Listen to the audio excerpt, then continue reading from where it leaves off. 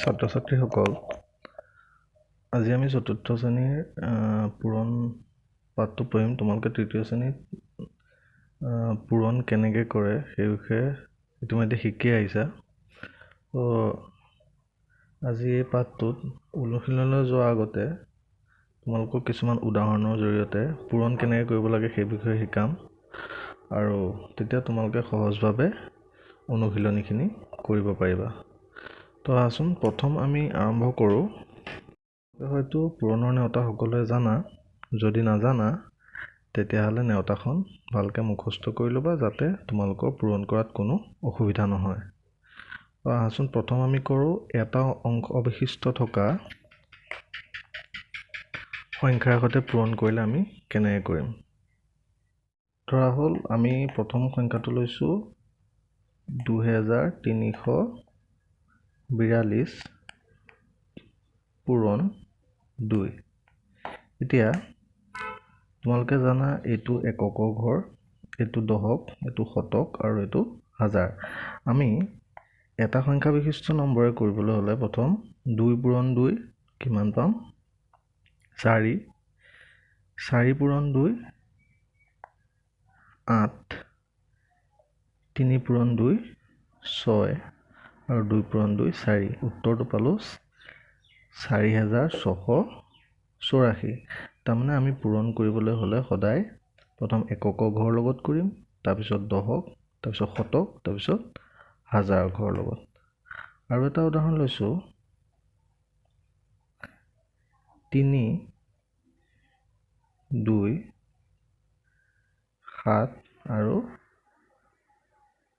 6 পূৰণ 3। এতিয়া 6 পূৰণ 3 কিমান হ'ব? 18। 6 পূৰণ 3 18, তোমালোকে জানা। এতিয়া 6 পূৰণ 3 18 হ'লে 18 কি আহিব? 8 আহিব। এতিয়া 18ৰ যিটো 1 থাকিলে 8, 18 এককৰ ঘৰ 8 আৰু দশকৰ ঘৰ 1। এতিয়া যিটো 1 থাকিলে সেইটো আমি কি কৰিম? হাতে যোৱা বুলি কয়, সেইটো আমি 7ৰ ওপৰত আছে বুলি ভাবি ল'ম। এইটো পাতিব নালাগে, বুজিবৰ কাৰণে মই দিছোঁ। এতিয়া যেতিয়া আমি দশকৰ ঘৰৰ লগত আমি পূৰণ কৰিম, 7 পূৰণ 3 কিমান হ'ব? 21। সেই 21ৰ লগত আমি কি কৰিম?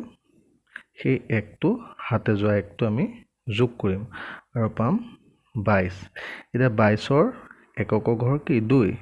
আমি 2 পাতিম। ঠিক তেনেদৰে আকৌ 2টো হাতে যাব আৰু ইয়াৰ ওপৰত আহিব। এতিয়া 3 2 কিমান? 6। 6ৰ লগত 2 যোগ কৰিলে আমি পাম 8 আৰু 3 3 গুণ 9। এইটোৱে হৈছে আমাৰ উত্তৰ 9 8 2 8। এতিয়া এইধৰণে আমি এটা সংখ্যাৰ লগত পূৰণ কৰিলে আমি এনেধৰণে কৰিব লাগিব। যদি আমাৰ এনেকৈ দশকৰ ঘৰলৈকে সংখ্যা আহে, তেতিয়া আমি সেইটো হাতে যোৱা কৰি পিছৰ দশকৰ ঘৰ সংখ্যাৰ লগত পূৰণ কৰি যোগ কৰিব লাগিব, আৰু সংখ্যাটো ঠিক সেইদৰে পাতি যাব লাগিব। দুটা সংখ্যা বিশিষ্ট নম্বৰৰ লগত পূৰণ কৰিলে কেনেকৈ কৰিম সেইটো চাওঁ আহা। ধৰা হ'ল সংখ্যাটো আছে 342 পূৰণ যদি আমাক কৰিব দিয়ে 22। তেতিয়া আমি কি কৰিম? প্ৰথম এই 2টো আছে বুলি আমি নাই বুলি ভাবি ল'ম, আছে বুলি ধৰিব নালাগিব। ঠিক তেনেকৈ বাকী এটা সংখ্যাৰ লগত যেনেকৈ পূৰণ কৰে ঠিক তেনেকৈ আমি প্ৰথম কৰিম 2 2 4, 4 2 8, 3 2 6। ইয়াত যিহেতু 2ৰে প্ৰথম কৰিছোঁ পূৰণ, সেইকাৰণে আমি কি কৰিছোঁ? 2 তলৰ পৰা পাতিছোঁ, একক ঘৰৰ পৰা পাতিছোঁ, হয়নে? এতিয়া আমি দ্বিতীয়তে যদি আমি আকৌ আমি এই 2টোৰ লগত পূৰণ কৰিব লাগিব, তেতিয়া আমি কি কৰিম? এই 2টো নাই বুলি ভাবি ল'ম। তেতিয়া আমি কি কৰিম? আকৌ 2 2 4, 2 2 4, 2 4 8 আৰু 3 2 6। আৰু আমি ক'ত পাতিম? এই সংখ্যাটোৱে যিহেতু পূৰণ কৰিছোঁ, সেইকাৰণে এই সংখ্যাটোৰ তলৰ পৰা আমি পাতিম। তাৰমানে 2 2 4, 4 2 8 আৰু 3 2 6। এতিয়া আমি এইখিনি যোগ কৰিব লাগিব, এইখিনি আমি যোগ কৰিব লাগিব। তেতিয়া কি হ'ব 4 8 4 12 2 হাতে থাকিল 1 8 6 14 1 15 5 থাকিল 1 6 1 7 এনেধৰণে আমি দুটা যদি আমাৰ এনেকুৱা সংখ্যা থাকে তেতিয়া আমি এনেধৰণে পূৰণ কৰিব লাগিব। ছাত্ৰীসকল তোমালোকে এটা কথা সদায় মনত ৰাখিবা যে আমি যিকোনো সংখ্যা শূন্যৰ লগত যদি পূৰণ কৰোঁ 0 পূৰণ 7 সদায় তাৰ উত্তৰটো কি হ'ব 0 হ'ব। যদি 7 পূৰণ 0 হয় তেতিয়াও 0ই হ'ব। যিকোনো সংখ্যা 22 পূৰণ 0 হওক বা 210 পূৰণ 0 যিহৰ লগতে আমি 0 পূৰণ নকৰোঁ কিয় আমাৰ উত্তৰটো সদায় 0ই হ'ব। তোমালোকক প্ৰথম অনুশীলনত 0ৰ লগত পূৰণ কৰিব দিয়া আছে, তাত তোমালোকৰ উত্তৰবিলাক কি হ'ব তোমালোকে নিজে এবাৰ কৰি চাবা। এতিয়া অনুশীলনীত দিয়া প্ৰত্যেকটো অনুশীলনীৰে মই এটা অংক লৈছোঁ আৰু প্ৰত্যেকটো কৰি যাম, তোমালোকে চাবা।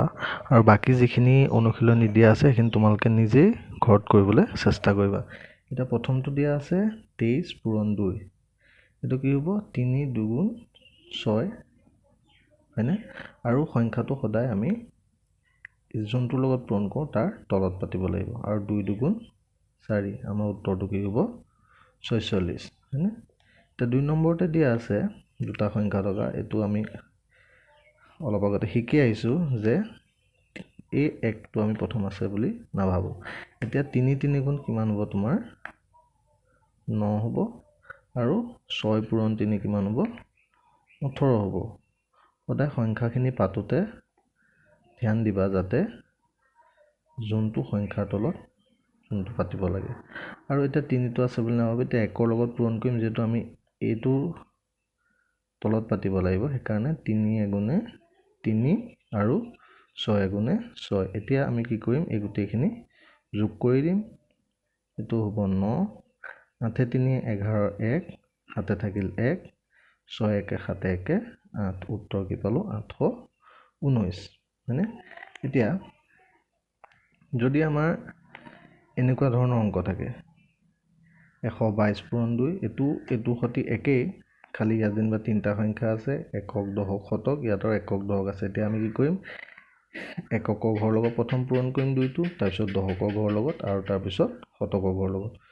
2 2 4 2 2 4 আৰু 2 1 2। আৰু বাকী যিখিনি অনুশীলনী আছে তোমালোকে নিজে ঘৰত কৰিবলৈ চেষ্টা কৰিবা।